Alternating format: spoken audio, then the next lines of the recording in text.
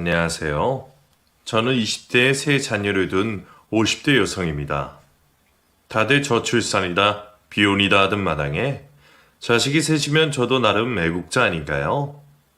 저 어렸을 적만 하더라도 애 셋은 기본에 넷, 다섯도 드물진 않았는데 언젠가부터 외동아이들을 선호하기 시작하더니 이제는 자녀 셋은 많다는 소리를 듣는 정도가 되었다 싶습니다.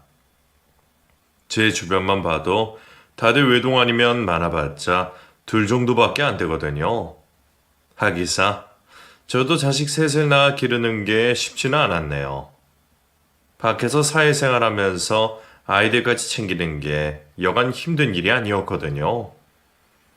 남편 혼자 벌어서는 다섯 식구가 먹고 살기 빠듯한 탓에 집에 보탬이 되고자 어쩔 수 없이 해야만 하는 일이었지만 막상 일 때문에 아이들에게 소홀할 때면 저는 모자란 엄마가 된 것 같아서 늘 죄책감을 느낄 수밖에 없었습니다. 엄마들은 왜 별걸로 다 미안함을 느끼는지 자식들 앞에서 저는 늘 죄인인 것만 같네요. 그래도 없는 살림에 알뜰살뜰 살면서 자녀 셋을 무사히 키워냈어요. 애가 셋이면 식비만 해도 적은 돈이 아니기에 미처 학원 보낼 여력까지는 안 돼서 제가 학습지 교사 일하면서 얻은 학습지들로 아이들 직접 가르치면서 키웠습니다. 대학도 못 나온 제가 누구를 가르칠 깜냥이 되나 싶었지만 저를 믿고 따라주는 아이들을 믿으며 십수년을 그렇게 살았네요. 다행히도 큰아이가 좋은 성적으로 대학 입시에 성공을 하면서 그 다음 둘째, 셋째는 저도 자신있게 붙었는지 한결 수월해졌죠. 덕분에 나머지 아이들까지 큰 문제 없이 가르쳤고 세 아이 모두 원하는 대학에 들어갈 수 있게 되었습니다. 가르치는 게 전부는 아니니 잘 따라준 아이들 덕분이겠지만 그래도 저도 꽤 못하지는 않았나 보다 생각했죠. 저희 아이들이나 남편은 그런 제 노고를 알아주지만 아닌 사람들도 있더라고요. 돈이 없어서 어쩔 수 없이 시작한 아이들 공부였지만 그걸로 주변에서 괜한 핀잔도 많이 받곤 했었습니다. 제가 형편상 대학을 못 나오기는 했어도 학창시절에 공부는 꽤 잘했었거든요. 그런데 상고 나와서 주판이나 두드리던 주제에 뭘 가르치겠냐며 비웃는 사람들도 많더라고요. 그중 하나가 바로 저희 동서였었죠. 여유 있는 집안에서 막내딸로 태어난 동서는 대학까지 무사히 졸업한 사람이었고 이 일 저 일 전전하던 저와 달리 좋은 회사 다니면서 커리어 우먼처럼 살던 사람이었어요. 그래서 그런지 두릅장도 없는 저를 참 많이 무시하곤 했었습니다. 그동안에도 동서가 저를 탐탁치 않아 하는 건 알고 있었지만 대체 왜 그러는지 그 속을 전부 알 수는 없었어요. 만약 제가 동서보다 아래였으면 진작 얘기를 했을지 모르겠지만 그나마 제가 윗사람이라 대놓고 무시를 할 수 없을 테니까요. 그래도 한 가족이고 알고 지낸 지 벌써 십수년이 되었으니 이제는 그런 편견도 좀 사라지지 않았을까 생각했었죠. 그런데 한번 자리 잡은 편견은 쉽게 사라지지 않는 건지 동서는 여전히 저를 속으로 무시하고 있었고 그래서 결국 그 사단이 나고 말았네요. 그 얘기를 하려면 아무래도 먼저 제 얘기를 조금 해야겠네요. 저는 동생만 셋이 있던 사남매 집안의 제일 큰 장녀였습니다. 장사하시던 저희 부모님은 열심히 사셨지만 그리 넉넉한 형편은 아니었고 장녀였던 저는 그런 집안 사정을 일찍 깨우친 편이었습니다. 집안 형편을 알아서 그런지 일찍 철이 들었던 저는 부모님 주머니에 여유가 없다는 것을 알고 있었어요. 그래서 동생들이 괜히 뭐 사달라며 투정 부리고 보챌 때마다 부모님 대신 동생들을 말리곤 했었죠. 부모님은 늘 장사를 하느라 바쁘셨고 저는 부모님 대신 동생들을 돌봐야 했어요. 그래서 항상 제가 동생들의 보호자가 되어야 한다 생각했던 것 같습니다. 그랬던 저는 어려서부터 동생들을 앉혀두고 직접 공부를 가르치곤 했었습니다.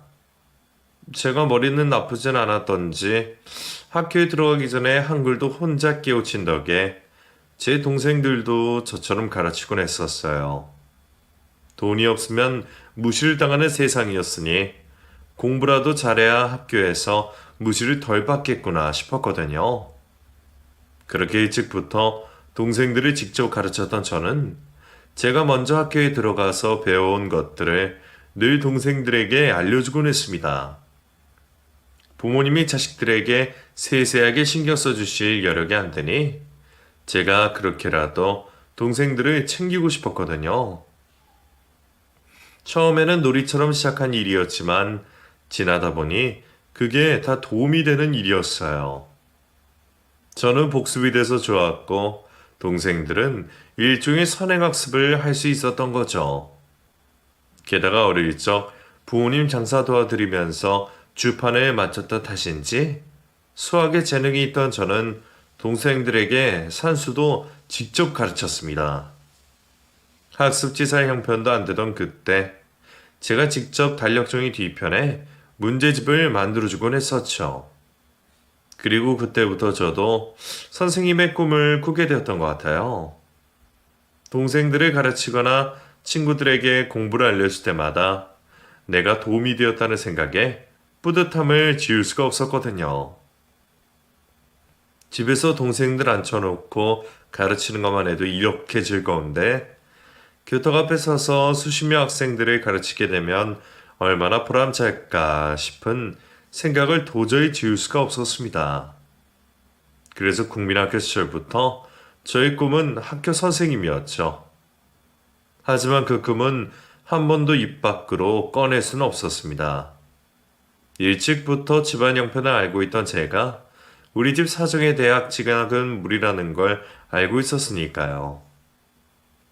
정말 가고 싶으면 빚이라도 내서 가야 하지만 하루빨리 돈벌이를 해서 부모님의 짐을 덜어드려야 하던 장녀에게는 그런 것도 전부 사치이고 이기심이었습니다.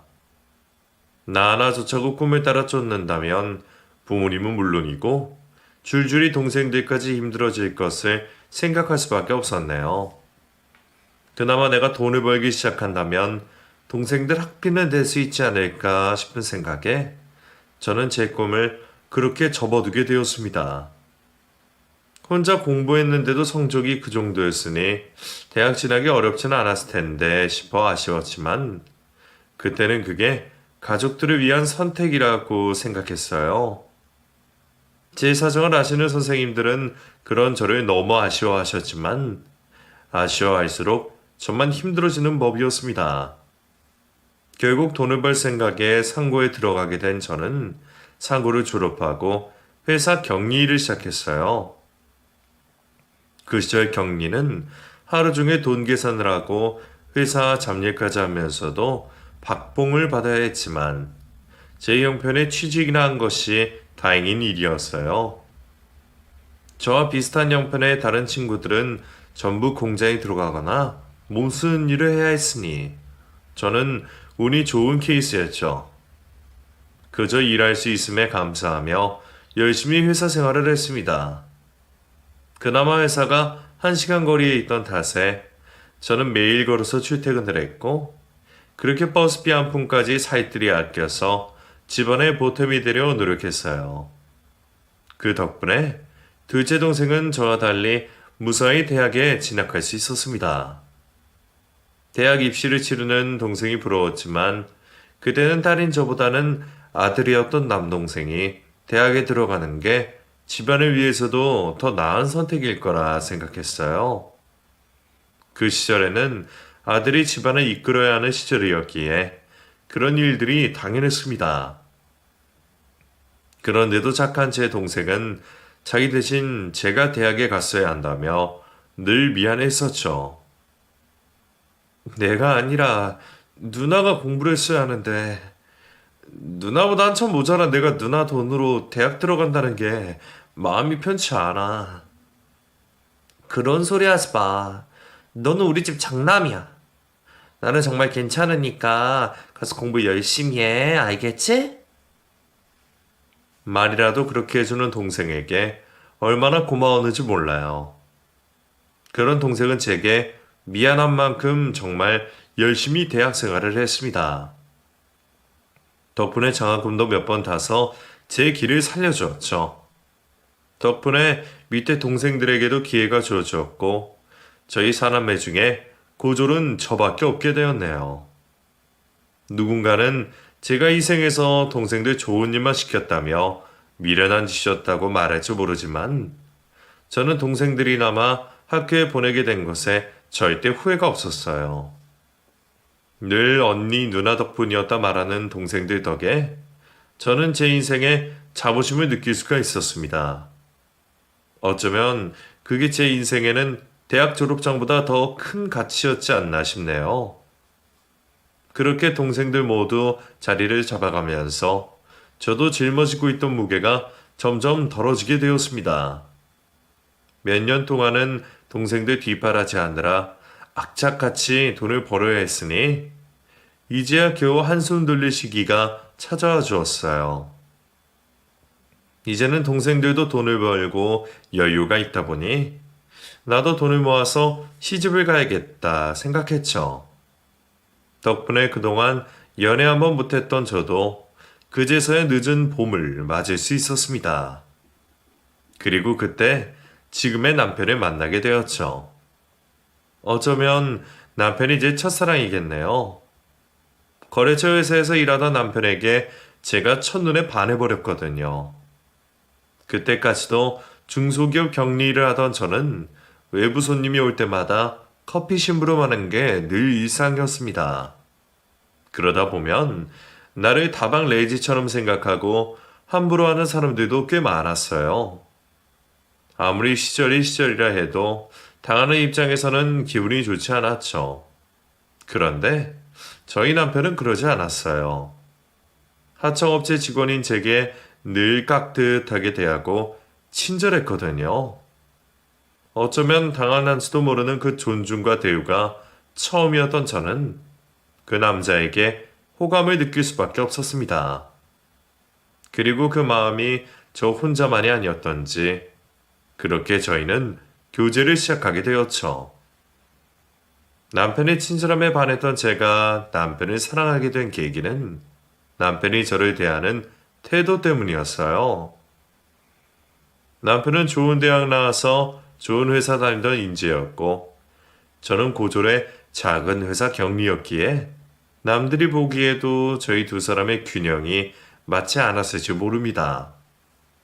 하지만 남편은 제가 고졸이라는 이유로 무시를 하거나 깔본 적이 단 한 번도 없었어요. 자신도 여유가 없었더라면 대학은 꿈도 꾸지 못했을 거라며 오히려 동생 셋을 가르쳐 대학까지 보낸 저를 자신보다 대단한 사람이라 말해주곤 했었죠. 누가 저를 존경한다고 말해주었던 건 아마 남편이 처음이었을 거예요. 가족들도 아닌 사람이 그것도 남자가 나를 존경한다고 말해주니 제 가슴이 얼마나 뛰었겠나요. 그렇게 저희는 결국 결혼까지 성공하게 되었습니다. 그리고 그 결혼이 제 인생에서 가장 잘한 일이었죠. 혹시나 홀 시어머니께서 잘난 아들이 고졸 며느리 들였다고 반대하실까 걱정했던 저는 시어머니를 뵙고 나서 그런 걱정을 지워버렸습니다. 저희 남편이 누구를 닮았나 했더니 생김새며 성품까지 저희 어머니를 쏙 빼닮았던 거더라고요.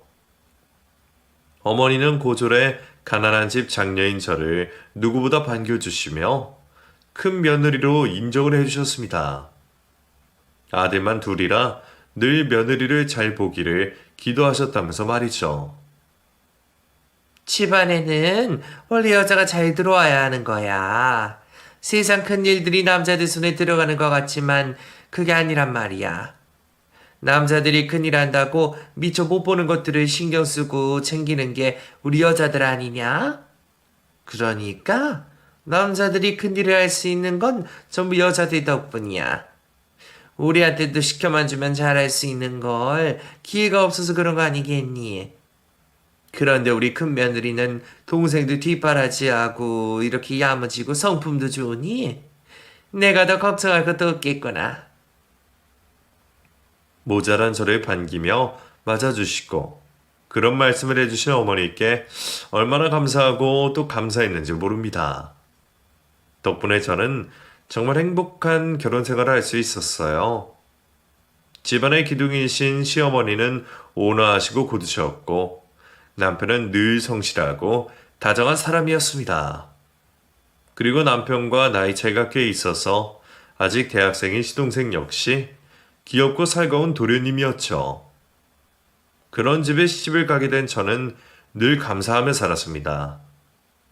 이런 남편, 이런 시댁 만난 것은 전부 천운이라 여겼어요.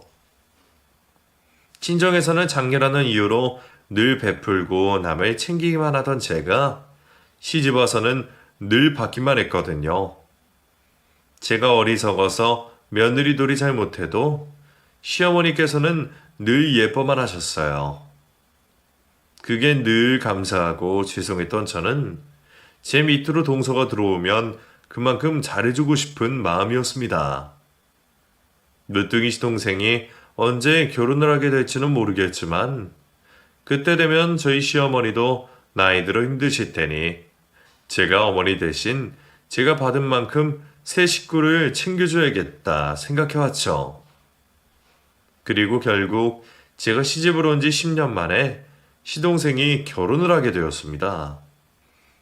시동생이 저보다 5살 더 어렸고 동서는 그보다 4살이 더 어렸었어요.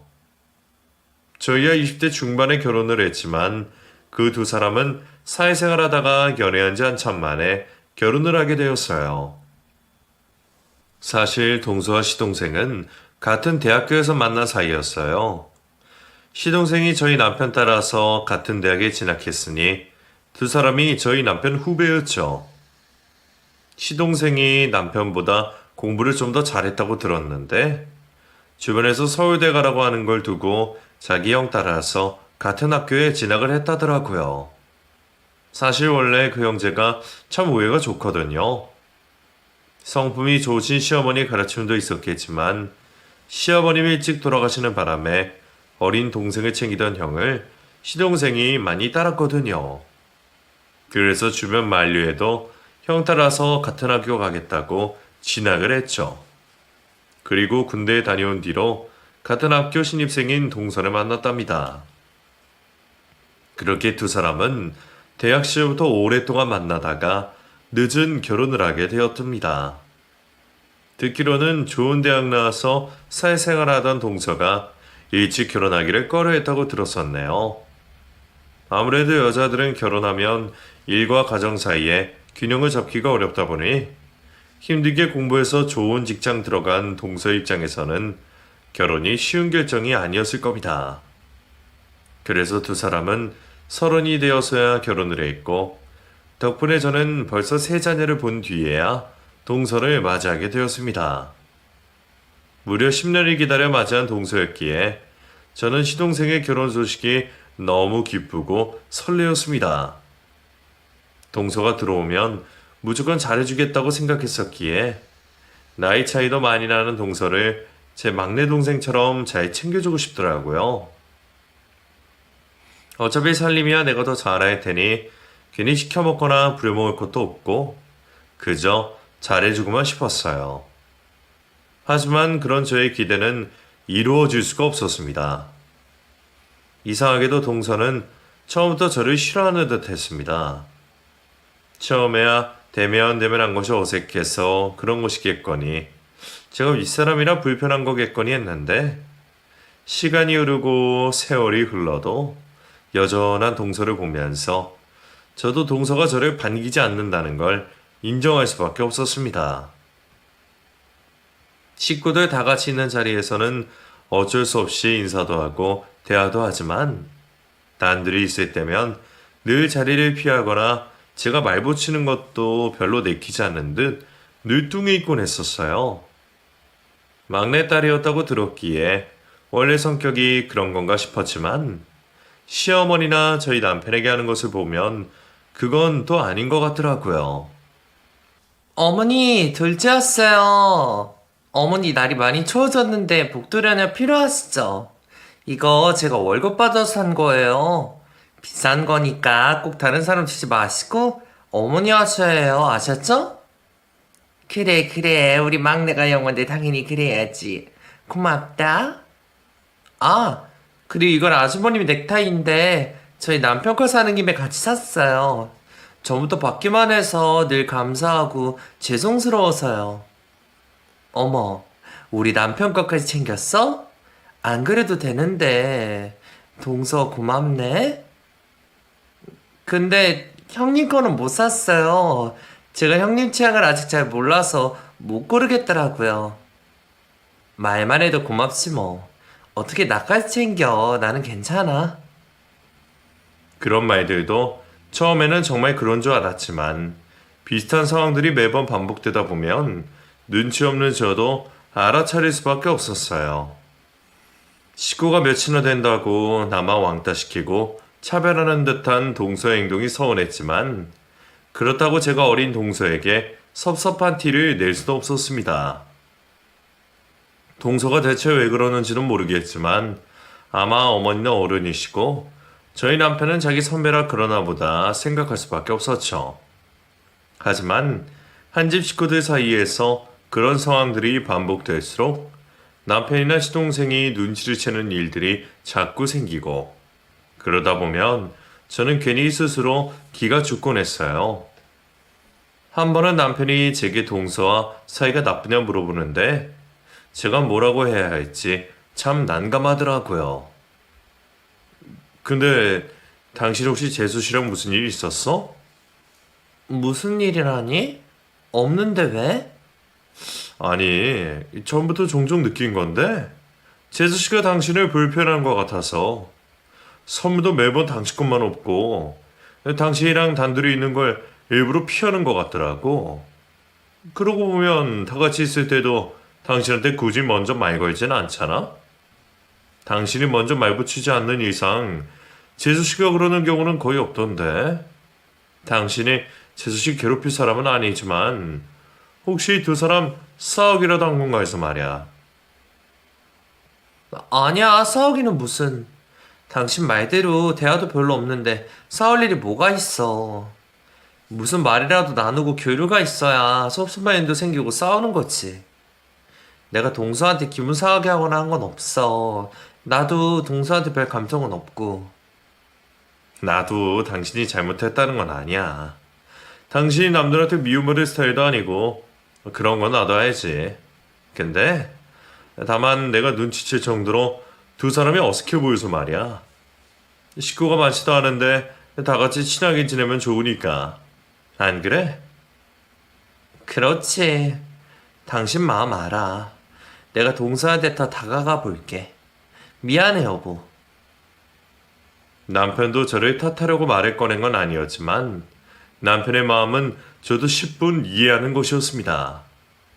남편이나 시동생이나 둘 사이는 유별날 정도로 가깝고 좋았는데 동서와 제 사이가 서먹한 것은 누가 봐도 이상한 일이었어요. 어머니도 직접 말씀은 안 하시지만 저희가 가까이 지냈으면 하고 바라시는 것 같았죠. 시아버지가 일찍 돌아가신 뒤로 기댈 곳 없던 어머니는 늘 가족이 제일 중요하다고 말씀하곤 하셨습니다. 결국 믿을 곳은 가족밖에 없다고 하셨으니까요.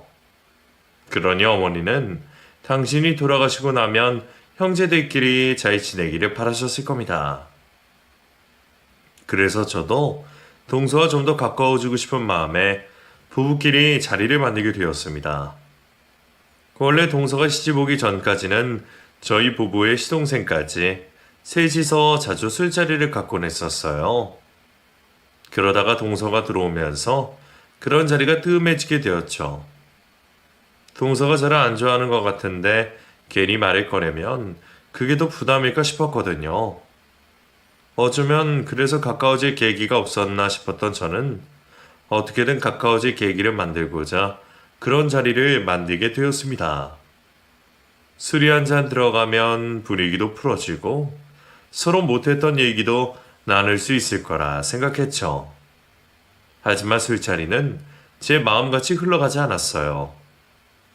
동서와 가까워져 보려고 만든 자리였고 남편과 시동생도 그걸 알기에 저희를 도와주려 했지만 술자리 내내 동서는 학창시절 얘기만 할 뿐이었습니다. 아무래도 같은 대학을 나왔던 세 사람의 공통된 주제였기에 어쩔 수 없는 일이었지만 저는 전혀 모르는 대학 얘기라 끼어들 수가 없더라고요. 불편한 일이 거기서 끝이었으면 좋겠지만 동서는 무슨 의미인지 이런 말을 덧붙이곤 했습니다. 아, 근데 형님은 무슨 말인지 잘 모르시죠? 이게 대학을 나온 사람들끼리만 할 수 있는 얘기라. 제가 자격지심이 있는 건지 동서가 일부러 그러는 건지 몰라도 그날 저는 오랜만에 소외감을 느껴야만 했습니다. 저를 신경 쓰던 남편이 일부러 화제 전환을 해보려고 하는데도 동서는 기어이 다시 학창시절 얘기로 물꼬를 틀더라고요. 덕분에 기대했던 동서와의 대화는 나눌 수가 없었고 그 사이 동서는 적지 않게 취한 듯 보였습니다. 어렵게 만든 자리인데 소득 없이 끝나서 아쉬웠지만 취한 동서와 더 얘기를 할 수도 없어서 어쩔 수 없이 자리를 파해야겠다고 생각했죠. 그런데 남자들이 잠시 자리를 비운 사이에 동서가 이런 얘기를 뱉었습니다. 형님 뭐가 그렇게 잘났어요?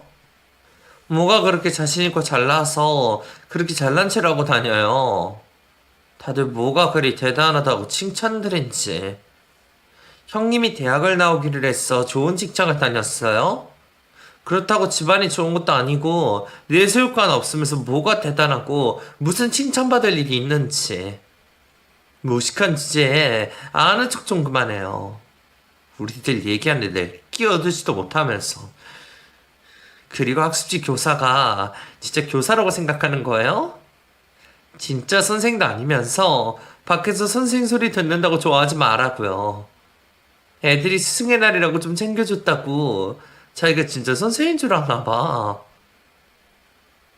술기운의 동서가 내뱉은 말에 저는 그제서야 동서가 저를 싫어하는 이유를 조금이나마 짐작할 수 있었습니다.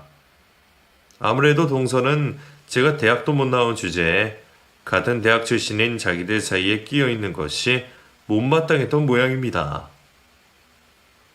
그래서 시동생이나 저희 남편이 제 칭찬을 하고 똑똑하다 말하는 게 기분이 상했던 듯 했어요. 자기 형을 존경하던 시동생은 저한테도 늘 깍듯했었어요.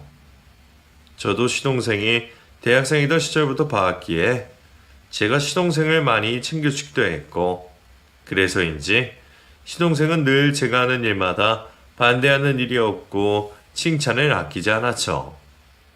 그런데 동서는 그런 게 싫었던 모양입니다.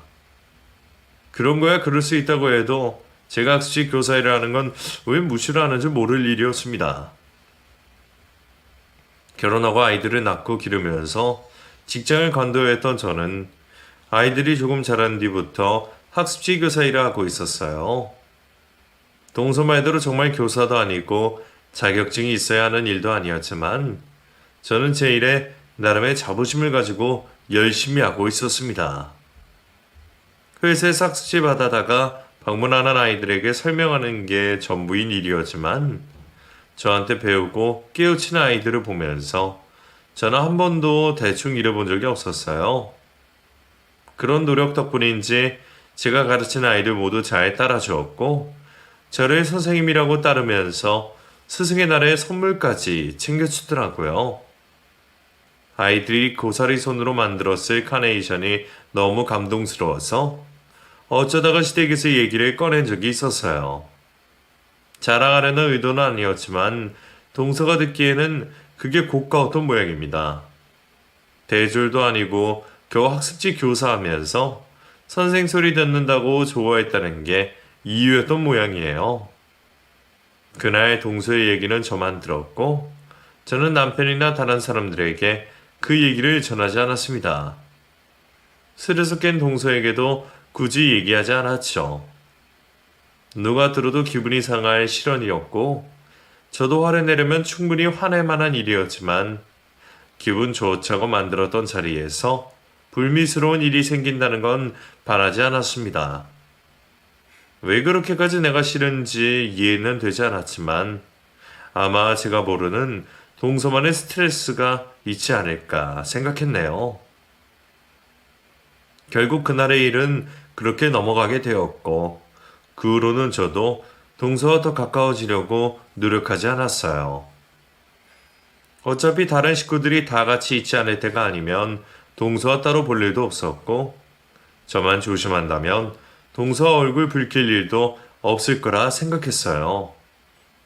결국 동서와는 그 후로도 가까워질 수가 없었죠. 그러는 사이 시간이 많이 흘렀습니다. 몇 년 전에는 제게 참 잘해주셨던 시어머니가 돌아가셨고 아이들도 그새 많이 자라서 모두들 대학생활에 직장생활하기 바빴습니다. 저는 자녀 셋을 직접 가르쳐서 무사히 대학까지 보냈고 남편도 몇 년 뒤면 은퇴를 앞두며 안정적인 회사 생활 중에 저는 몇십 년 만에야 한가로운 시간을 가질 수 있었습니다. 비로소 여유가 생겼다 싶었지만 여유가 마냥 좋은 건 아니더라고요. 이제는 학습지 일도 더 이상 하지 못하게 되면서 가르칠 아이들도 없으니 제 인생이 공허해지는 듯 했거든요.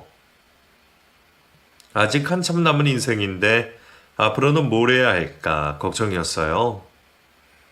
이제 와서 새로운 일을 하려니 기술도 없고 새로운 걸 배우기에는 용기도 없었지만 더 늙기 전에 후회하지 않으려면 뭐든 배워야겠다 싶었습니다. 그래서 저는 50대 나이에 대학에 진학하기로 결심하며 사회복지학과의 늦가기 신입생으로 입학을 결정하게 되었습니다. 입학금을 낼 때까지도 갈팡질팡했던 저였지만 등록금은 자기가 낼 테니 걱정 말고 바라던 대학생활 해보라는 남편의 지원에 저는 결국 용기를 낼 수밖에 없었습니다. 그렇게나 가고 싶었던 대학을 30여 년이 지나서 오게 되다니 얼마나 감개무량했던지 몰라요. 친정 식구들과 남편과 아이들 역시 저를 축하해 주었고 그 일을 기념하겠다며 가족 모임까지 주최를 했더라고요. 그 핑계로 또 오랜만에 시동생네와 저희 식구들이 모이게 되었습니다. 제가 주인공이 되려니 괜히 얼굴이 화끈했지만 좋은 일로 축하받는 그 자리가 저도 싫지 않았습니다. 그렇게 시동생도 시조카도 모두 축하를 건네는데 그날도 유독 동서가 표정이 좋지 않더라고요. 그동안 별일이 없어서 그런지 대면대면에도 잘 지냈다 싶었는데 이번에는 또 무슨 얘기를 하고 싶어서 저러나 싶어 긴장을 할 수밖에 없었습니다. 정말 축하드려요, 형수님. 이런 결정 쉽지 않은데 정말 대단하세요. 사람은 늙을 때까지 늘 배워야 한다는데 형수님이야말로 그런 뜻을 실천하는 분이시네요. 형수님은 잘하실 거라 생각합니다. 고마워요, 삼촌. 솔직히 겁부터 났는데 그 얘기 들으니까 나도 좀 용기가 나요. 아빠가 등록금 내줬으니 돈 아깝지 않게 잘해야죠. 이러다가 장학금 타는 건 아닌가 몰라? 장학금 무슨. 형님, 어디서 그런 얘기하면 욕먹어요. 애들한테 양보를 하셔야지. 공부도 다 때가 있는 건데 자식벌 애들 공부하는데 끼어서 그러고 싶으세요? 나이 들어서 지책이죠 진짜. 순간 동서의 말에 분위기가 쌓여졌습니다. 누가 봐도 나를 비우는 모습에 저는 얼굴이 빨개질 것 같았어요. 옆에 있던 남편 역시 표정이 좋아 보이지 않았죠. 재수씨, 무슨 말을 그렇게 해? 여보, 왜 화를 내고 그래? 동서도 나 기분 나쁘라고 한 말 아니야. 동서 말도 맞지? 동서야, 내가 걱정돼서 말하는 거지 뭐. 저를 비우는 말에 기분이 상한 남편이 제 대신 동서에게 화를 내려 했지만 저는 남편을 애써 말렸습니다. 괜히 좋은 자리를 동서 때문에 망치고 싶지도 않았고 의 좋은 두 형제 사이가 멀어질까봐 걱정할 수밖에 없었거든요. 결국 그날의 자리는 유야무야 끝이 났습니다. 그 후로는 저도 학교 생활하느라 바빴고 서로 이래저래 만나기가 쉽지 않았어요. 그리고 몇 달 만에 시부모님의 제삿날이 되었어야 두 주 식구들이 다시 만나게 되었습니다. 효자인 남편과 시동생은 매번 연차를 쓰면서까지 항상 시부모님 제사를 직접 준비하곤 했었어요. 자기들 부모 제사는 자기들이 챙겨야 한다며 며느리인 저희보다 늘 남편들이 고생이었죠. 그래서 저희는 아침부터 장 봐서 음식하고 상 차리는 것까지 전부 다 같이 모여 하곤 했습니다.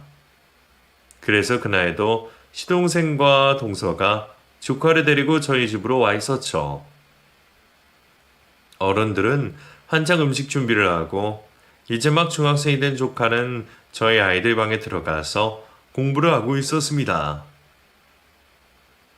지우 공부하고 있었어? 열심히 하네. 학원 숙제인데 오늘 학원 안 간 대신에 내일까지 다 해야 돼요. 근데 너무 어려워요. 그래? 큰 엄마가 좀 도와줄까? 그 나이대 애들이 다 그렇듯이 어떻게든 학원 한번 빠져보려고 부모님을 따라온 시조카가 밀린 학원 숙제에 쩔쩔매고 있더라고요. 마침 보니 특히나 제가 좋아하는 수학이었기에 저는 시조카의 공부를 잠시 봐주게 되었습니다. 아이 셋을 제 손으로 직접 가르친 제게 중학교 수학은 그리 어려운 수준이 아니었어요. 다행히 내공이 어디 가지는 않았는지 조카는 제 설명에 쉽게 이해를 하는 듯 했습니다. 우와, 진짜 이렇게 하니까 되네요? 그럼 결국 이것도 조금 변칙만 있을 뿐이지 아까랑 같은 문제야. 공식만 제대로 외우고 있으면 똑같이 대입하면 되잖아. 그치? 큰엄마가 알려주시니까 이해가 잘 돼요. 저희 학원 선생님보다 잘 가르쳐 주시는 것 같아요. 조카를 가르쳐 주다 보니 오랜만에 저도 옛날 생각도 나고 제가 조카에게 도움이 되었다니 다행이다 싶었습니다. 그런데 그때 방문이 열리더니 동서가 뛰쳐 들어오더라고요. 그리고는 조카를 가르치던 제 손을 부리치며 막말하기 시작했습니다. 형님, 지금 뭐 하는 거예요? 공부하는 애한테 뭐 하는 짓이냐고요? 아니, 지우 수학이 어렵다고 그래서. 엄마, 큰엄마가 다 가르쳐 주신 거야. 화내지 마. 지우, 넌 나가 있어. 얼른. 나 참 기가 막혀서. 무식한 주제에 누구한테 뭘 가르쳐요? 대학도 못 나온 고졸 격리 주제에 감히 우리한테 무슨 짓이야? 기초가 얼마나 중요한 건데 뭘 알고 가르친다는 거야? 남의 아이 망칠 생각이야? 에이씨. 제 아이 셋을 직접 가르쳐서 남부럽지 않은 대학에 보낸 제가 자신의 아이를 가르친 것이 못마땅한지 동서는 제게 대뜸 화를 내고 있었습니다. 동서도 저희 아이들이 좋은 학교 들어간 건 알고 있었지만 그게 제 덕분이 아니라 전부 대학 나온 저희 남편 머리를 닮아서였다고 생각하고 있었거든요. 그래서 고졸인 제가 자기 자식을 가르친 게 기분이 나빴나 봅니다. 하지만 이번에도 저는 그냥 넘어갈 수가 없었어요. 내가 정말 조카에게 나쁜 것을 가르친 것도 아니고 조카 스스로도 도움이 되었다고 말하고 있는데 이게 이렇게까지 화낼 일이고 내가 그런 욕을 들어먹어야 하는 일인가 싶더라고요. 하지만 동서에게 갑자기 쌍욕까지 먹고 당황을 한 저는 제대로 화도 내지 못하고 멍하니 있을 수밖에 없었어요. 그런데 그때 시동생이 방문을 열고 들어와 갑자기 동서의 뺨을 내리치는 겁니다. 짝! 그 엄청난 소리에 저희 남편까지 달려오고 말았죠. 뭐야? 당신 지금 나 때렸어? 왜? 왜? 맞을 짓을 해놓고 지금 왜냐는 소리가 나와? 당신 지금 형수님한테 뭐라고 했어? 뭐라고 짓거렸냐고? 내가 저번에도 말 그딴 식으로 하지 말라고 얘기했지. 그동안 당신이 형수님이 얼마나 무시했는지 내가 모를 줄 알았어? 내가 우리 형제 사이 갈려놓지 말라 누누이 말했잖아. 그러는 당신은 대학 나서 뭐 얼마나 잘났게 남을 무시하는데. 당신이 뭐라고 사람을 함부로 무시하는데. 시동생은 그동안 많이 참았다며 동서에게 쌓였던 감정을 내뱉었습니다. 알고 보니 전에 모였을 때에도 동서가 저를 무시했던 일로 두 사람이 다퉜었던 모양이었어요. 그때도 시동생이 제게 한 번만 더 그러면 안 참을 거라고 했었나 봅니다. 평소 화 한 번 낼 줄 모른다고 생각했던 시동생이 설마 제 일로 그렇게 화를 낼 줄은 몰랐습니다. 동서 역시 당황했는지 제 앞에서 하던 것과 달리 아무 말도 못하고 있었죠. 기죽은 동서를 보니 이제라도 말려야겠다 싶었던 저는 오히려 동생 옆에서 더 거드는 남편을 보며 당황스러울 수밖에 없었어요. 사실 나도 재수 씨한테 하고 싶은 말 참 많았어. 그동안 이 사람이 매번 자꾸 말려서 그런 거지. 재수 씨, 선 넘은 게 몇 번인 줄 알아? 나도 재수 씨도 다 같은 학교 나왔지만 그걸로 그렇게 배짱 부릴 일 아니잖아. 학교를 공부하러 들어간 거지 대학교 졸업장 자랑하려고 들어간 거야? 재수 씨는 학교에서 그렇게 배웠어? 그럼 하면 재수 씨 졸업장 반납하고 다시 배워야겠는데. 세상에서 제일 천박한 게 사람 가지고 차별하고 비난하는 거예요. 재수 씨 배울 만큼 배웠다면서 그런 취급받고 싶지는 않잖아. 그럼 사람을 존중할 줄 알아야지. 제가 뭘 그렇게 너무했는데요. 왜 다들 형님 편만 들어요? 제가 없는 말 한 건 아니잖아요. 저도 순간 너무 화나서 그랬다고요. 그러게 뭐하러 남의 자식 공부까지 신경 쓰는 건데요. 괜히 이상하게 가르쳤다가 우리의 잘못 빼면 어떻게 하라고.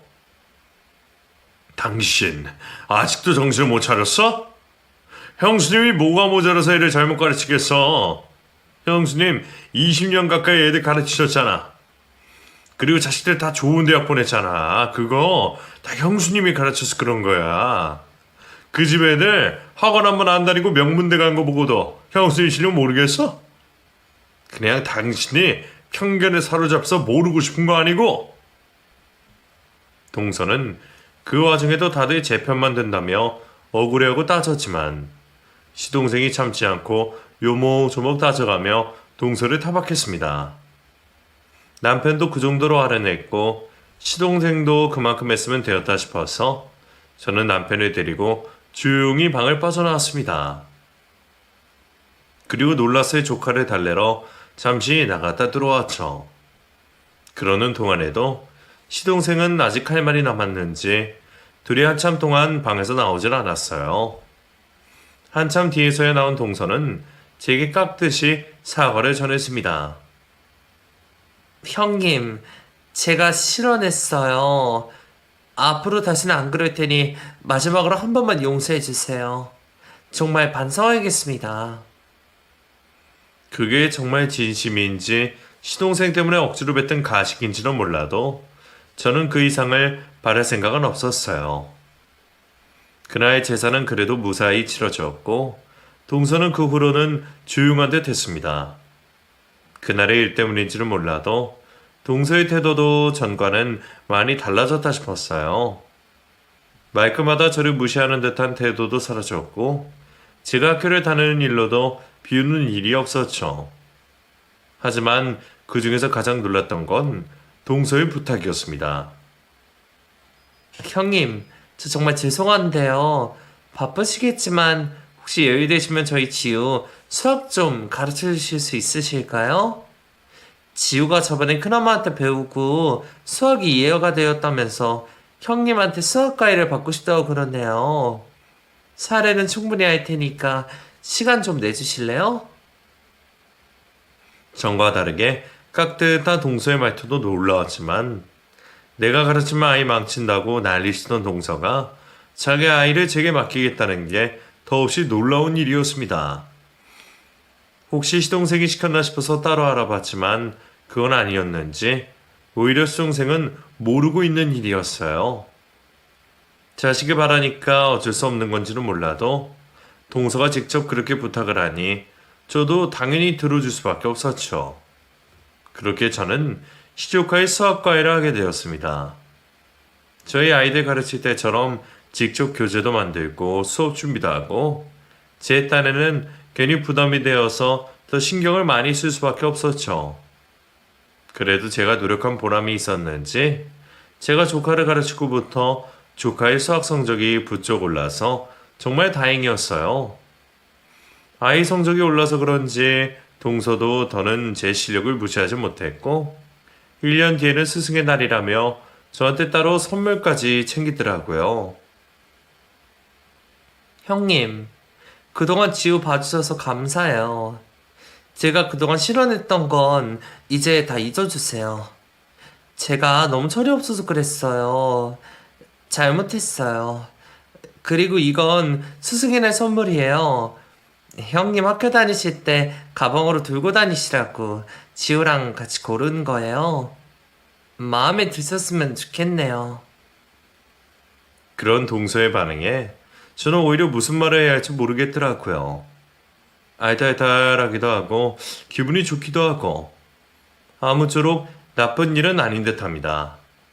그 선물이 뭐라고 그 덕에 저도 여태 섭섭했던 마음이 싹 풀리더라고요. 이렇게라도 동서가 마음을 표현한다는 게 감동일 뿐이었죠. 제가 단순한 건지 바보인지 모르겠지만 저는 앞으로도 웬만하면 동서와 잘 지내고 싶은 마음밖에 없습니다. 그래서 더욱더 동서가 진심이기를 바랄 뿐이에요. 이제라도 동서가 정말 철이 들었기를 바라며 저도 앞으로 제 삶을 열심히 살아가겠습니다. 감사합니다.